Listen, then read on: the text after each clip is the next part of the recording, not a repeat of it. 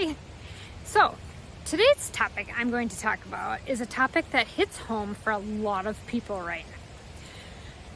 How do you deal with empty nest syndrome, or if your first child is leaving to go to college in the fall here in the next week or so?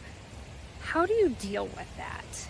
So I'm going to give you a little bit of my perspective and my story in hopes that this will help you get through this transitional period. And I've got old granny walking behind me, and I'm trying out a new selfie stick so I can get further away from the camera. So let me know if you think this is really rocky. I'll try to keep it steady. So my second child, so I have two daughters. My second child is 2 weeks from moving into college right now. So I'm going to be a brand new empty nester. And my oldest child is 3 years older, graduated from college last year, and is in grad school right now. And so she hasn't lived at home for 3 years, back one summer, and then she rented an apartment in the state that she was going to college in and has not lived with us since. Obviously visits for holidays and all of those things too. So when she graduated from college, I was like, oh my gosh, I still have 3 years with my youngest child. So I have lots of time to have her in the house and spend lots of time with her. 3 years goes by really, really fast. And so I got to walk through a bunch of water. We had 5 inches of rain here today. Unbelievable. So anyway, my second daughter, I totally got off topic. So my second daughter is leaving in a couple of weeks, and it's bringing back all of those horrible, see old granny go through the water. Here she comes. It's bringing back all of those horrible emotions of all of the preparation and getting ready and knowing that this is my last one. I won't have anybody to come back to. So I've spent a lot of time trying to figure out this summer, what do I want my life to look like with my husband going forward, and what I want to show my girls, my attitude towards this adjustment period. I want it to be better than the first time my daughter went to school. When my first daughter went to school, I cried for weeks. I tracked her. I called her all the time. I wanted to know what was going on all the time. It was terrible.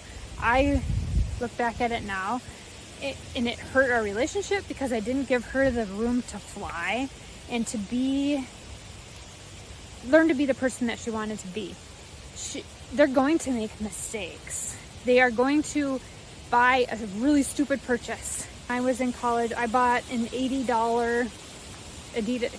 Actually, it was an $80 Adidas sweatshirt. I actually still have that sweatshirt because in today's dollars, it's probably a $200 Adidas sweatshirt. And I had absolutely no money either. So I totally know that they're going to make mistakes, and they are going to do things that you just totally don't agree with. They're going to go get these strange gym memberships that they really don't need. They're going to do these things that you aren't going to like. Or they're going to use your credit card that you gave them for an emergency when it's clearly not an emergency. Coming from a finance background, that didn't happen to me because my kids know that that's just a no-no.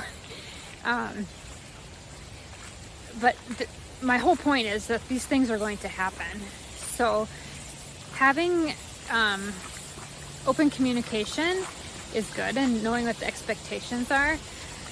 My biggest problem is I like, when I would like to get a hold of somebody, I'd like them to respond to me and get back to me within a reasonable period of time. My idea of what was reasonable versus my daughter's idea of what was reasonable was very different, and we argued over that quite a bit, and it's still very different 3 years from now. I think my generation is like, get an answer, move on, move to the next thing. They just don't respond sometimes.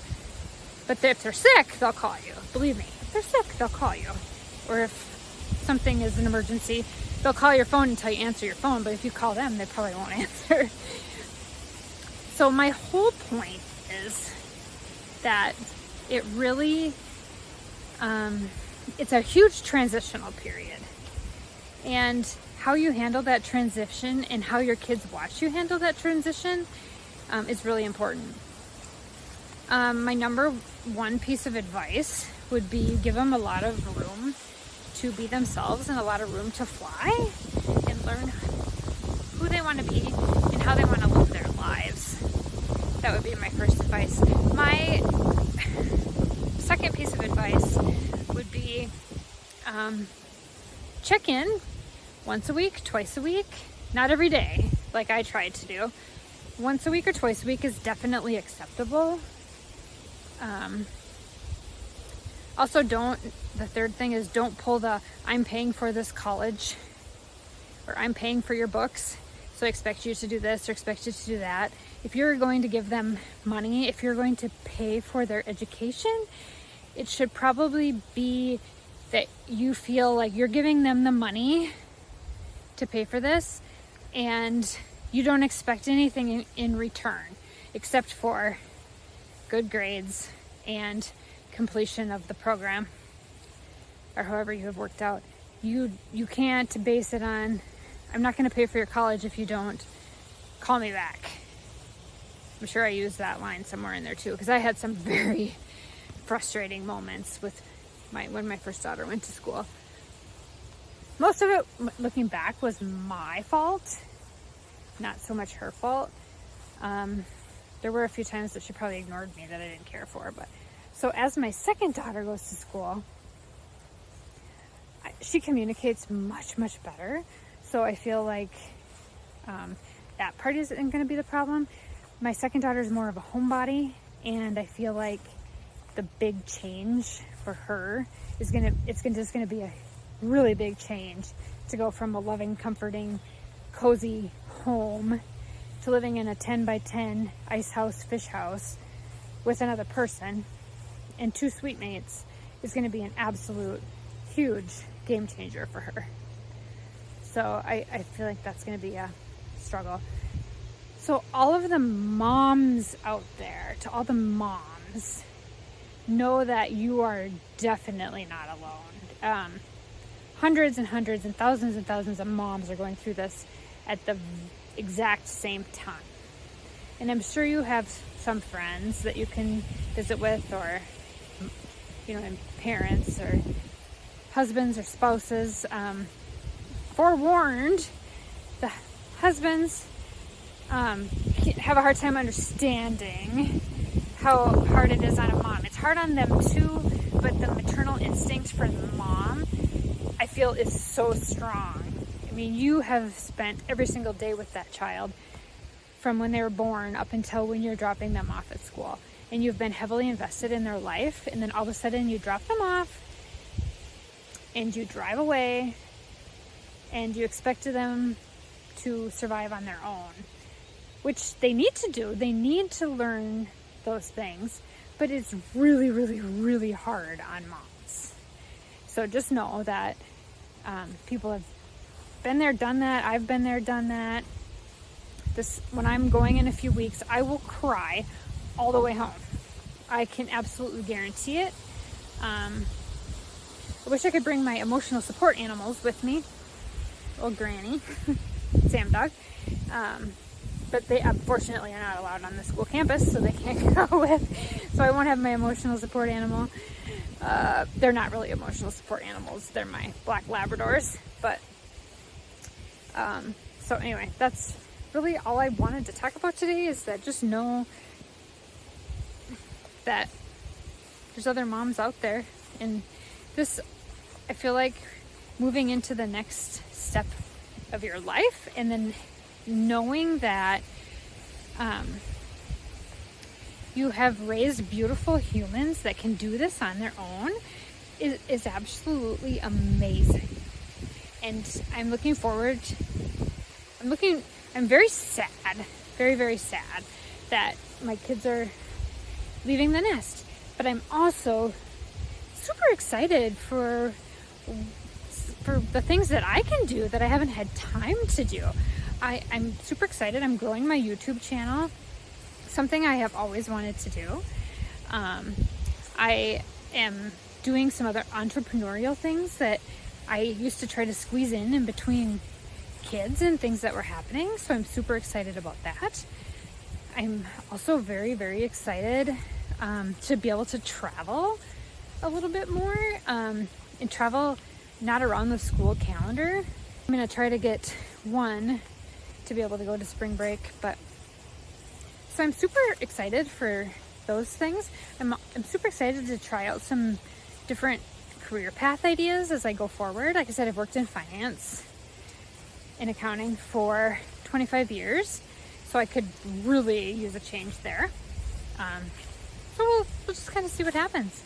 But I'm super excited for this phase. I get to spend a lot more time with my husband, so we can reconnect and do some, fun things together.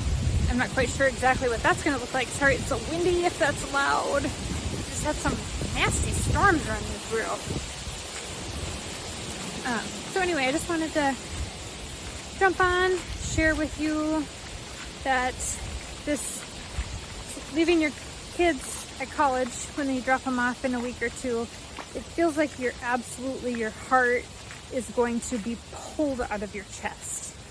But know that you need to show them that you're sad, but that you're going to be okay, because you can't put that feeling on them that they're worried about you. They have enough to worry about their first month or so of college when they're trying to figure things out.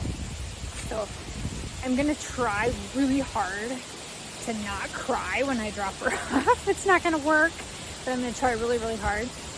Cry after I get in the car. My husband will drive, so I can make it all the 3.5 hours home.